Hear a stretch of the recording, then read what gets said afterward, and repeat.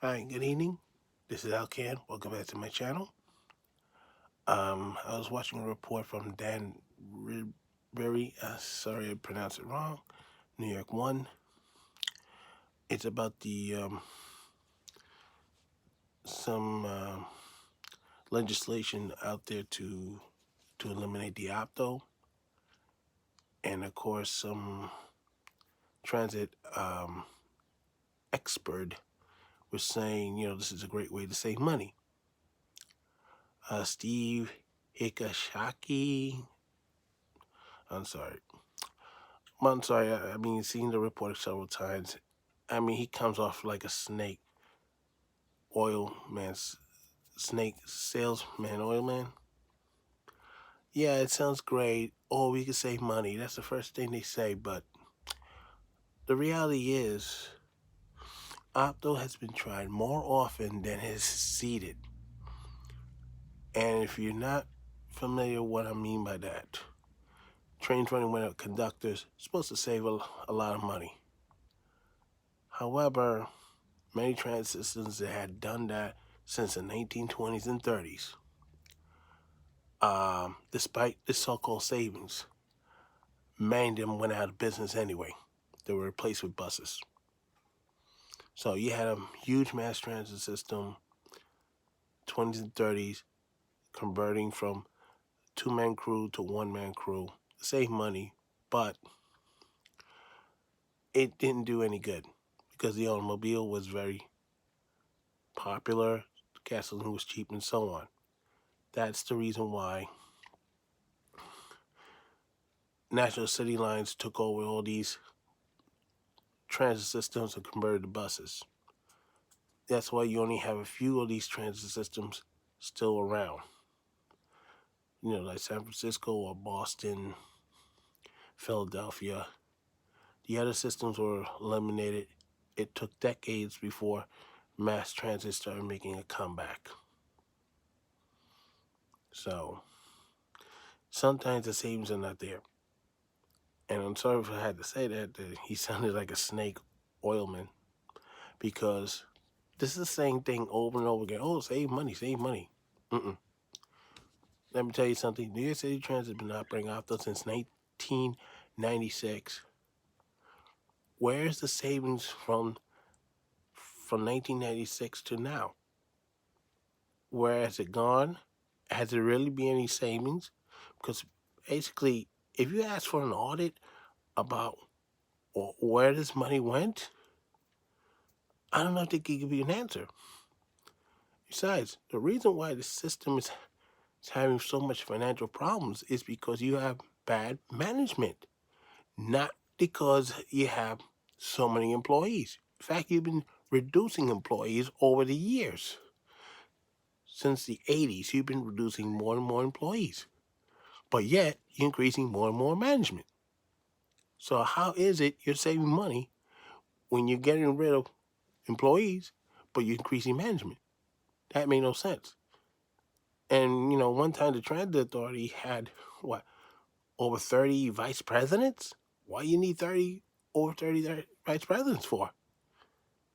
It is ludicrous. You can't save money if you take it out of one spot and you're throwing it somewhere else. And sometimes the stuff don't always work. I mean, we had subway cars that were built 1971. That's supposed to be your most revolutionary car in 50 years. And guess what? Where's this revolutionary subway car now? Well, one is in the Trans Museum. One car is on Staten Island Railway. And the rest is at the bottom of the ocean swimming with the fishes at some national reef. And yet you had cars running from 1964, 65, still running in the system. So, and this was a waste of money because guess what? They had to expand the tunnels to accommodate a 75 feet long subway car. They're not making 75 feet subway cars anymore. So now, that's more money wasted. if you don't have some of these hairball ideas, you wouldn't be having so much financial problems. And of course, you're playing with debt and the Wall Street and all that other stuff. That's what's causing your cost problems and your fare beating. And let me show you another thing. Why I think this is ludicrous what they say about saving money. This, I still have one of these left. This is the original pamphlet given back in 1996 for OPTO. As you can see, the original lines, 42nd Street, Dyer Avenue, Rockaway Park, Franklin Avenue, and then this one, B, West End. They're saying this is supposed to be a successful operation. Well, I hate to say this. This sign doesn't exist anymore. The West End, it's gone. Why? Simple. When they did the OPTO from 1986 to 2004 on the West End, between 1 and 5 in the morning, the problem was not only was the B terminating at 36th Street, so was the R train. That means you only have one line running up to Manhattan, the N line. Guess what? If the N line went down 4th Avenue, the ball game is over because now you got no service into Manhattan. You are stuck. That's right, stuck. And it's happened often. In fact, there's been a lot of cheating on these OPTO lines. So basically it's saying this thing worked. No, it was done by cheating. In fact, if you're saying, why would you say that? Well, one day I was on a G line. They had a nice little paper in the crew room, and it says clearly, if you're running OPTO operation on a G and we find keys in the conductor's position or you're operating the train as a motorman, we're going to take you out of service. So, and basically, all the dirty tricks that they did back then, they were still trying to use it now. So, and I had a situation like that. One time, B train was supposed to be running on the West End OPTO, ends up going over the N line in OPTO service, in direct violation of their rules, saying, quote, when a train has to be rerouted over a non-OPTO line, and the N line is a non-OPTO line, you're supposed to have a conductor on the train or the train goes out of service. This is a GO, so they're supposed to put a conductor on the train. Nope. Violation. Hey, Alan. You think I wasn't ever going to mention your name on this video, didn't I? Superintendent Eddie Allen of the B line during the OPTO era. How much money you made?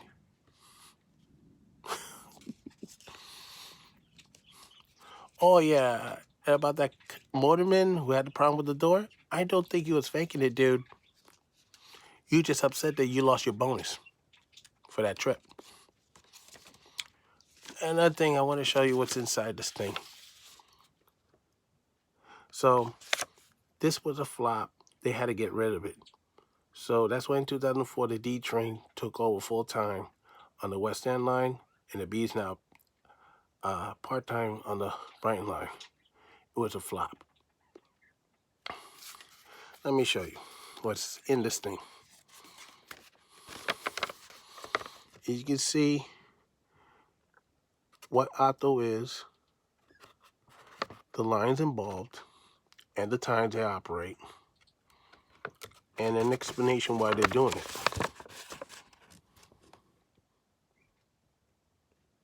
To save money. But the thing is, we don't see any proof that this thing is really saving any money or where the money has gone since then.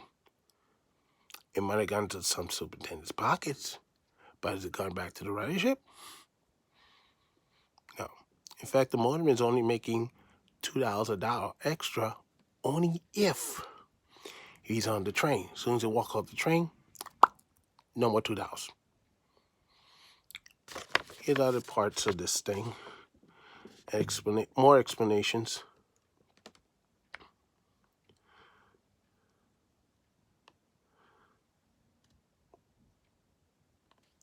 And the final part. I just wanted to show you exactly what they said back in 1996. If you're interested in copies, I'll be more happy to send it. Copies of this. But the fact is, despite all the promises of saving money, the agency's still having a huge deficit. So why is there a deficit? You eliminate a lot of jobs. In fact, the MetroCard was introduced to cut jobs as well, but guess what? It didn't happen. As soon as the transfer for bus to train was introduced, now they had to get more station agents. They only eliminate agents later on in 2010 because of Mr. Waldo's getting upset that he didn't get his way on that contract negotiations. So now you have people roaming around in these stations where had no station agents, breaking machines, selling fares, jumping turnstiles. They're having a blast in the party. So, how are you saving money? And in fact, the CBTC was the reason why they wanted to cut conductor jobs and tower operator jobs, again, to save money. But the problem is with the CBTC, it has one flaw. If, whatever reason, something happens to the wiring, that's the cables that provides the information for the CBTC to work. If it was ever cut for whatever reason, an accident or somebody stealing cable, it shuts down the whole system. And it did happen one night on the airline. So you can imagine I was cracking up laughing, then all of a sudden they're crying, oh, we need tower operators to come down to the airline to help us with the situation. And I'm laughing my head off like, well, you wanted this, right? If I was a tower operator, I said, nah, I wouldn't bother. But the fact is, they expanded OPTO, they eliminated a line, and it's not really benefiting the ridership because if you look on the G line, yes, the OPTO's running on the weekend. The OPTO's supposed to be running 24 hours, 7 days a week. But because of the heavy ridership on the trains during weekdays, they couldn't expand the OPTO. So there was no savings there. The only savings they got from OPTO on the G is by cutting the amount of cars running on there. When it first started, it was 46s, 6 cars. Now it's 68s, 68As, 4 cars. Why the changeover? By running a 4-car train 24 hours, 7 days a week, they don't have to pay for a switchman to add and cut trains. But unfortunately, you can't add more capacity during rush hour because of the 300-foot rule, which is something that unfortunately the transit expert did not explain. For those who don't understand, what is the 300-foot rule? That's the length that the train can run without a conductor in the transit system, even in rush hour, which is unfortunate. Is why all these people are packed like sardines on the G line and why they cannot expand the length of the train, because they don't want to spend the money. So people are getting screwed. Oh yeah, it's saving money, but the people on the G line getting screwed. They have to be running like a marathon runner all over the platform trying to get that train. There's no reason for that. I bet you if that bill becomes law, they get rid of it, you're gonna get a 160 5-car train with a crew, 24 hours, 7 days a week. You're gonna have more room, and you don't have to run after the train because you're gonna have more doors and everything. Right now, with the 68A, you don't stand a chance. And Frank and I shuttle, as I said before, yeah, they're saving money, but guess how they saving money? They eliminated a station. They cut down the length of the platforms, and they're running a 2-car train. Problem is, if you want to expand the length of the train, you can't do it because the platforms are short. It's just for the 2-car train, 150 feet. Again, another community that relies on this service is getting screwed because of OPTO. It's not benefiting the community. It's not benefiting the ridership. It's benefiting management. So why should management benefit at your expense? I say get rid of the snake oilman, pass the legislation, make it law, throw this out the garbage out. And with congestion pricing, you don't need OPTO anymore. You need to clean up the agency, get rid of the nonsense, get rid of management you don't need, and the system will run much better. You have other transit systems that run OPTO that doesn't have the problems in New York. So the problem is it's not the employees, it's the management. If you get rid of the OPTO, you're going to get rid of these rejects from the Muppets, okay? They don't need to be here anymore. They should have been gone a long time ago. If you have to be running subway cars that are over 55 years old because you can't maintain the cars you built from the 1970s, obviously there is a problem. And it's not the employees, it's the employer. So this is Alcan saying so long for now. And don't forget to stop. And if you like, subscribe, ring that bell, whatever you like. I love the bang management's head all over the place. So it's so joyful when we make these type of videos. All right, bye.